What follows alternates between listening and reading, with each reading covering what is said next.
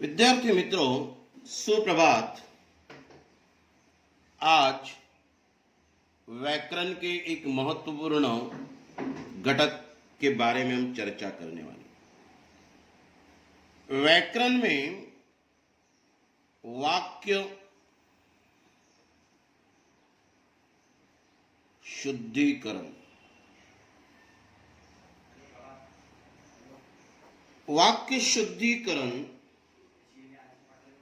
Correction of the sentence. इस वाक्य शुद्धिकरण में सही ध्यान देने की हमें आवश्यकता होती है। पहले तो हम देखेंगे वाक्य किसे कहते हैं। शब्दों के सार्थक,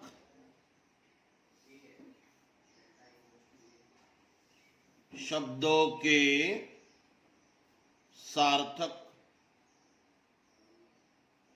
समूह को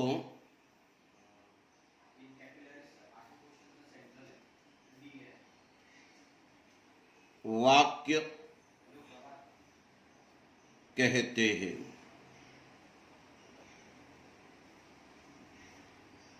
अच्छा, सार्थक शब्द को लिखने की एक विधि होती है, तरीका होता है।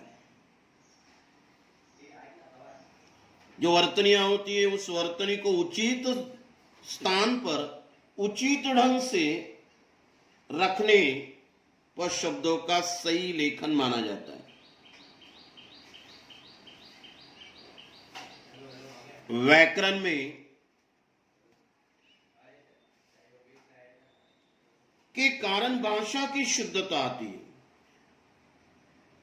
और भाषा में शुद्ध लेखन का बहुत बड़ा महत्व है। अक्सर विद्यार्थी वाक्य रचना में गलतियां करते हैं। यह गलतियां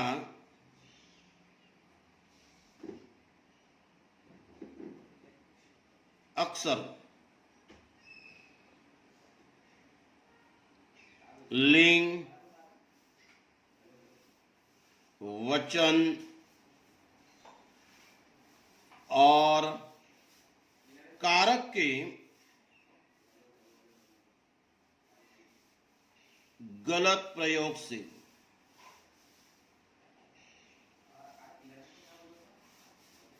होती है। किससे होती है? चाहे वह लिंग होगा, चाहे वचन होगा, इसका गलत इस्तेमाल या गलत उपयोग होने के कारण अक्सर वाक्य की गलतियां होती है। व्याकरण की दृष्टि से गलतियां होती और जिसके कारण वाक्य में अशुद्धि आ जाती है। लेकिन हमें उसी की ओर ध्यान देकर वाक्य को शुद्ध करना आवश्यक होता है। इसमें से पहला हम देखेंगे लिंग संबंधी।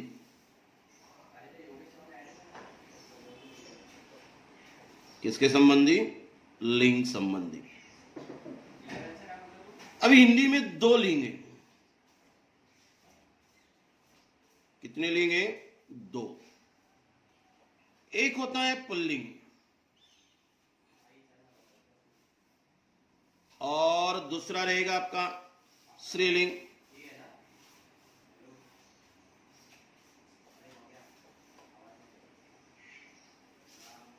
पुरुष जाति का बोध कराने वाले को पुल्लिंग कहते हैं। स्त्री जाति का बोध कराने वाले को हम स्त्रीलिंग कहते हैं। जैसे राजा पुल्लिंग हो गया, रानी स्त्रीलिंग हो गई। लेकिन इसका सही ज्ञान न होने के कारण इसका सही ज्ञान या उपयोग न होने के कारण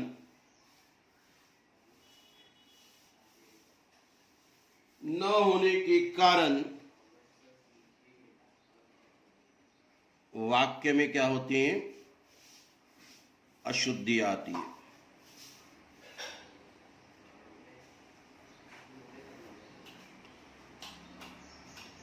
इसका एक उदाहरण हम देखेंगे। जैसे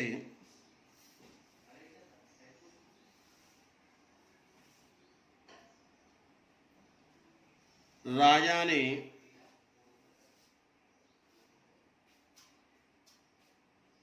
शेर की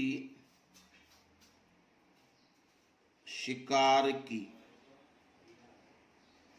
राजा ने शेर की शिकार की, यह वाक्य अशुद्ध है। राजा ने शेर की शिकार की, यह वाक्य अशुद्ध है। इसमें लिंग संबंधी गलती है बच्चों। इसका सही उत्तर क्या होगा? राजा ने शेर का शिकार किया। तो यह वाक्य क्या बनेगा? आपका शुद्ध बनेगा। राजा ने शेर का, पुल्लिंग का बोध हो रहा है, तो क्रिया भी बदल रही, की जगह किया आएगा। तो ऐसे वाक्य लिंग संबंधी अशुद्ध वाक्य होगा या शुद्ध वाक्य होगा?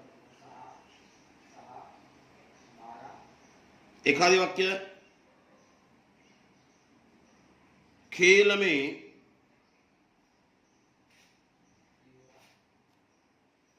बड़ी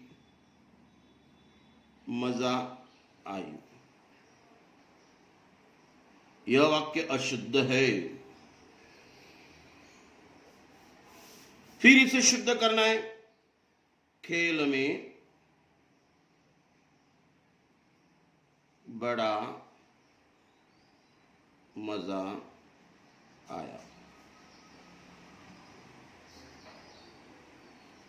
खेल पुल्लिंग का बोध कराता है, इसीलिए क्रिया भी बदल गई और पुल्लिंग का बोध हो रहा है, इसीलिए ये क्या बन जाएगा?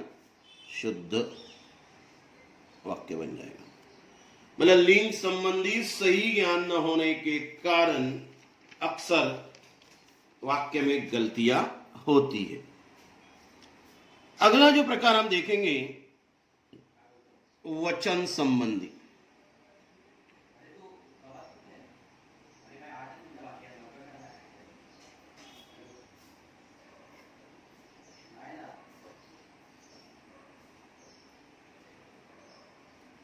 वचन के दो भेद होते हैं। वचन के कितने प्रकार हैं? दो।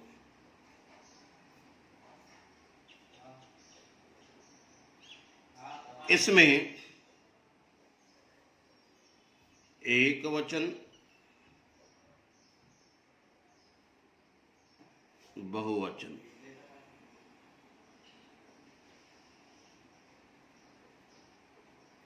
एक ही संख्या का बोध होता है।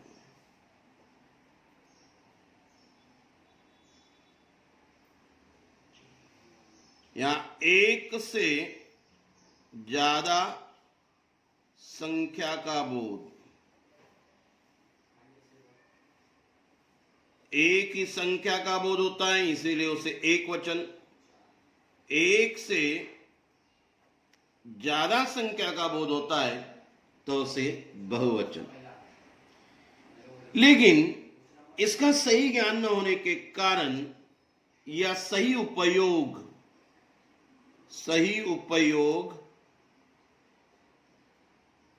न होने के कारण गलतियां होती हैं।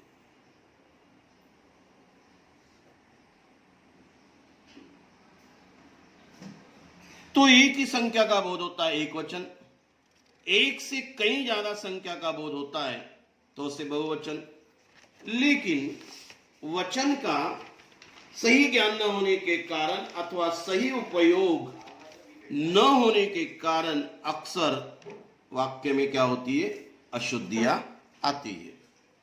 तो उसका उदाहरण हम देखते हैं।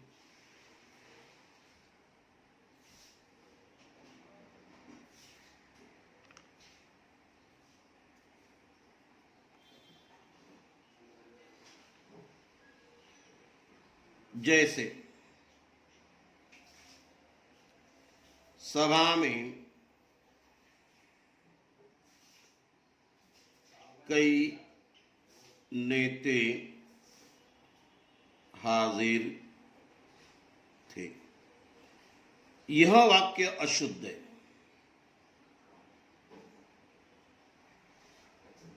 इसका सही जवाब क्या होगा? सभा में कई नेता हाजिर थे।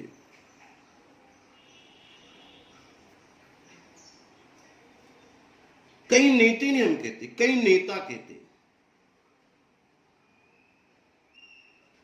मेरे, दूसरा उदाहरण देखेंगे, मेरे 2 मामे हैं।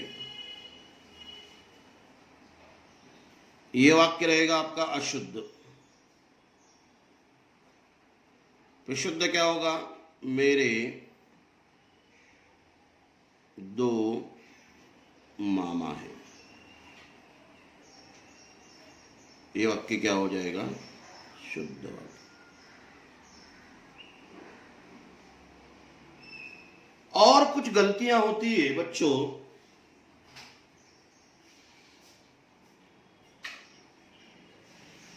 एखादी वाक्य उसने कई आम की टोकरियां खरीद कर लाई। टोकरियां एक से ज्यादा है। उसने कई आम की टोकरी खरीद कर नहीं लाई, टोकरियां। तीसरा जो हमें मिलेगा वह है विभक्ति संबंधी। विभक्ति जिसे हम कारक कहते, ये संबंधी कुछ गलतियां होती।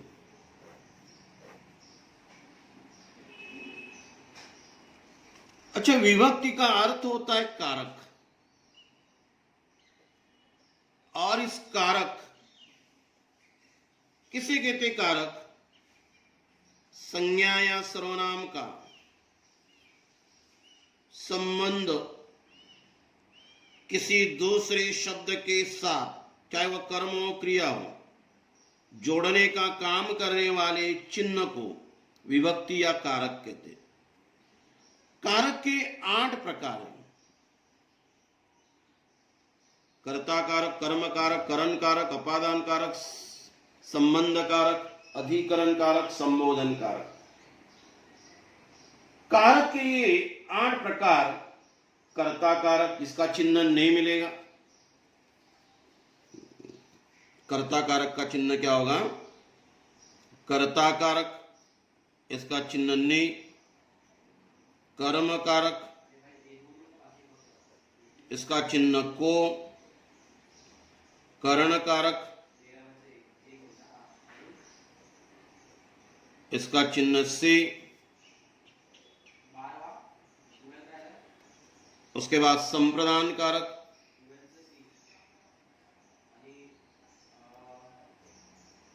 इसका चिन्ह को के लिए।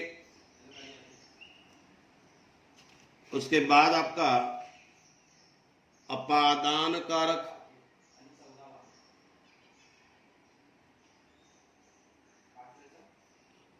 इसका भी चिन्ह से। संबंध कारक, संबंध का, की, के, रा, री, रे, ये भी चिन्ह होते हैं उसके। अधिकरण कारक,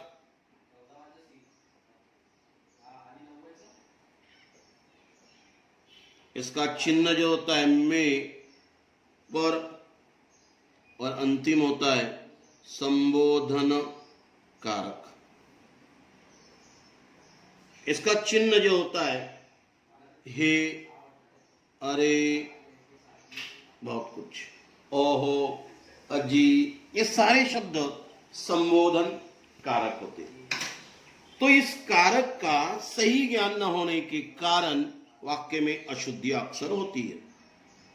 इसका सही उपयोग न होने के कारण, सही उपयोग न होने के कारण वाक्य में अशुद्धियां आती है। इसको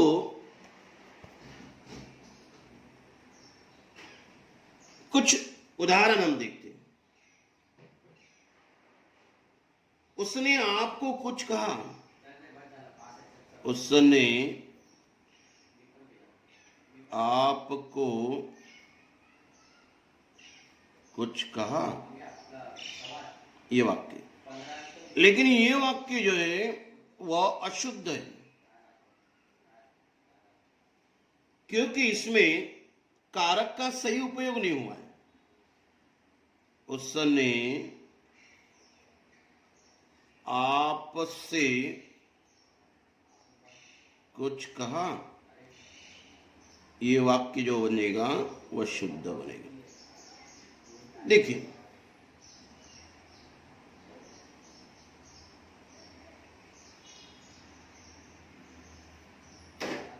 एक आधे वाक्य और रहते हैं। क्या आप भोजन कर लिए? क्या आप भोजन कर लिए? लेकिन ये वाक्य जो है वह शुद्ध है, गलत वाक्य, क्योंकि कारक का सही उपयोग उसमें नहीं है। क्या आपने, नहीं, कारक आ गया। भोजन कर लिया, यह वाक्य क्या हो जाएगा? शुद्ध हो जाएगा, क्योंकि यहां कर्ता कारक का उपयोग हो रहा है और यहां उपयोग ही नहीं किया है। इसीलिए विभक्ति कारक का सही उपयोग न होने के कारण कभी कभी वाक्य में अशुद्धियां होती है। इसीलिए उसका सही ज्ञान हमें रखना है और वाक्य में अशुद्धियों को निकाल कर उसे क्या करना होता है? शुद्ध करना होता है। तो लिंग संबंधी, वचन संबंधी गलतियां, कारक संबंधी या विभक्ति संबंधी गलतियां, इसका सही ज्ञान हमें रखना है ताकि वाक्य को हम सुधार सकते, शुद्ध रूप से लिख सकते। तो ये तीनों प्रकार हमें अच्छे से क्या करना है? ध्यान में रखना होते। तो बच्चों, उम्मीद कर रहा हूं कि यह व्याकरण का शुद्धिकरण एक छोटा सा टॉपिक जो है, ये तीनों घटकों से संबंधित आपको समझ में आया होगा। धन्यवाद।